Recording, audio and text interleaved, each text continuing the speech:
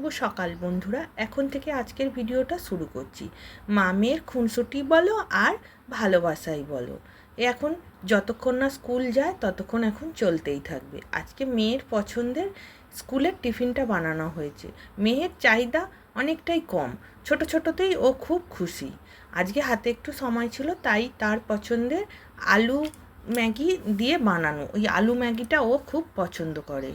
অমনি আমিও একটু বানিয়ে নিয়েছি বেশি করে। আজকে আর মুড়ি টিফিন করলাম না, হাতে এখনও সময় আছে, 10টা বাজতে 10 মিনিট বাকি। মেয়ে বলল আমি নিজে নিজে চুল বেঁধে নেবো মাম্মাম। আমি বললাম তাহলে তুমি চুল বেঁধে নাও, আমি তাহলে টিফিনটা করে নিই। কারণ ও স্কুলে চলে যাওয়ার পর করি, যেহেতু আজকে অল্পই একটু খেয়ে নিচ্ছি, ওরই টিফিন ম্যাগি করেছিলাম একসঙ্গে, তাই আমি বললাম ঠিক আছে। খাওয়া দাওয়া সেরে নিয়ে মেয়ের স্কুল গাড়ি চলে আসার পর ওকে গাড়িতে তুলে দিয়ে, এখন রোদের যা মানে কি বলবো তাপ, সকালের জামা কাপড় ওই 10:30 বাজে না এক্ষুনি শুকনো হয়ে গেছে।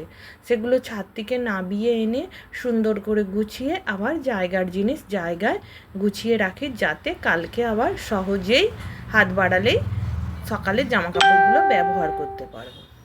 কথা বলতে বলতে এতটুকুর মধ্যে অনেকটাই সময় কেটে যাওয়ার পর একদম খেতে বসার সময় চলে এসেছি। আজকের কি রান্না?